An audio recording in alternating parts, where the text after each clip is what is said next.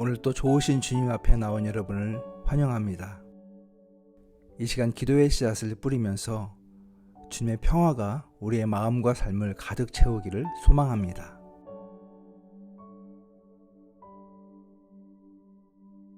오늘 우리에게 주신 말씀은 느헤미야 1장 4절 말씀입니다. 내가 이 말을 듣고 앉아 울고 수일 동안 슬퍼하며 하늘의 하나님 앞에 금식하며 기도하여. 우리는 평화를 원합니다. 어떤 갈등도, 다툼도, 분열도, 전쟁도 없는 그런 상태지요.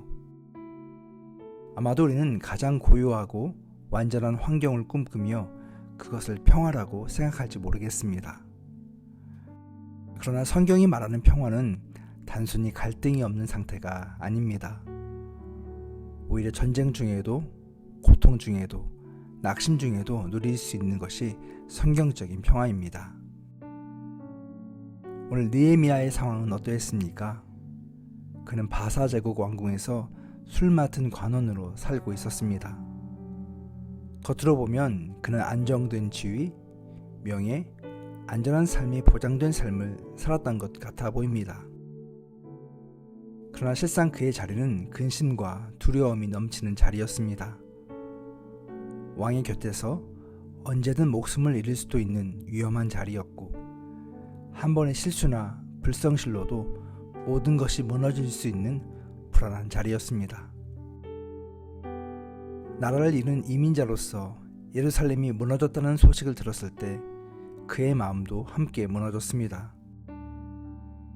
그의 안에는 고국에 대한 그리움과 민족을 향한 사랑이 여전히 깊게 자리 잡고 있었기 때문이지요.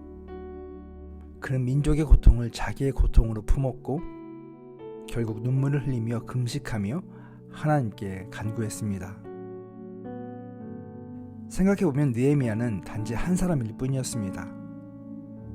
그러나 그의 마음속에서 일어난 결단은 위대했습니다. 현재의 삶을 내려놓고 무너진 공동체를 다시 세우는 일을 자신의 소명으로 붙든 것입니다.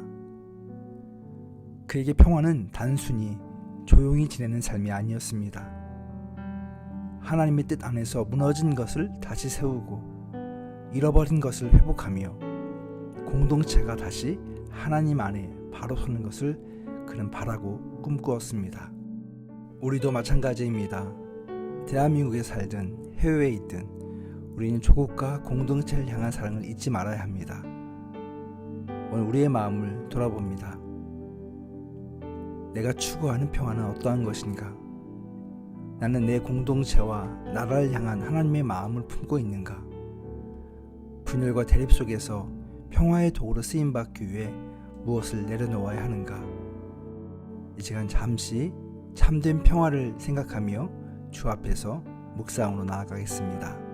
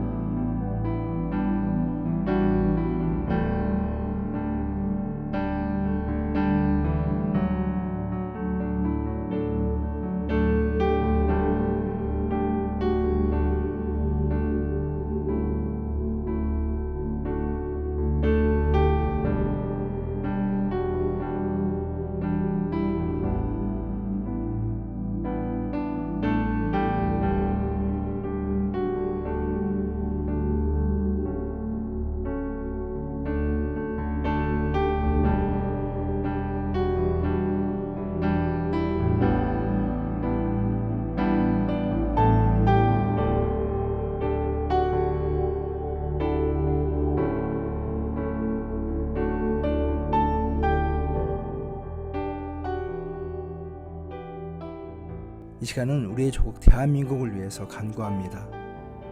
새로운 정부가 출범했지만 정치적 대립과 사회적 갈등은 여전히 깊고 시민의식은 양극으로 나뉘어 서로를 향한 비난을 멈추지 않고 있습니다.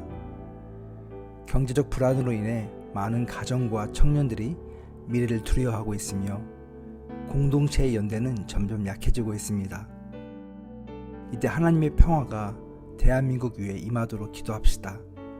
대통령과 강요, 나라의 지도자들이 하나님께서 주시는 지혜와 공의를 따라 나라를 이끌고 교회가 분열과 대립을 조장하는 것이 아니라 화해와 평화의 통로가 되어 이 땅을 세우는 데 쓰임받도록 함께 기도하겠습니다.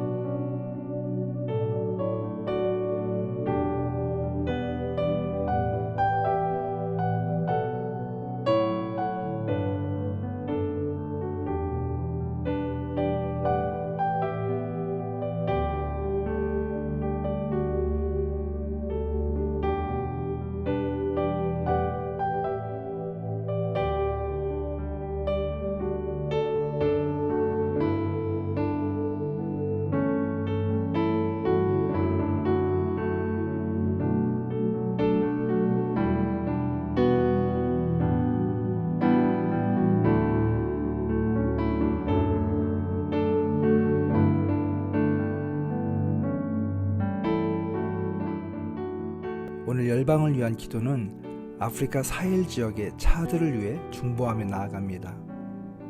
이 나라는 기독교와 이슬람이 공존하는 영적 지형 위에 놓여 있으며 최근에는 극심한 가뭄과 홍수를 통해 식량 안보가 위협받고 있습니다. 정치 변화와 헌법 개정 등이 사회 전반에 도전을 주고 있을 뿐만 아니라 북부 사막 지역에서는 무장 집단과 지역 갈등이 계속되고 있습니다. 이 시간 기도할 것은 기후와 자연재해의 위협 속에서도 차드 백성의 삶이 보호받도록 사회와 정치적 혼란 가운데 지혜와 공의가 세워지도록 영적으로 깨어있는 교회와 복음의 증인들이 일어나 교회가 연합하고 미전도 종족과 지역 공동체에 복음이 깊이 뿌리내리도록 기도하기 원합니다. 차들을 위해 기도한 후 성령의 인도하심에 따라 하나님과 더 깊은 교제의 시간을 이어가시기 바랍니다.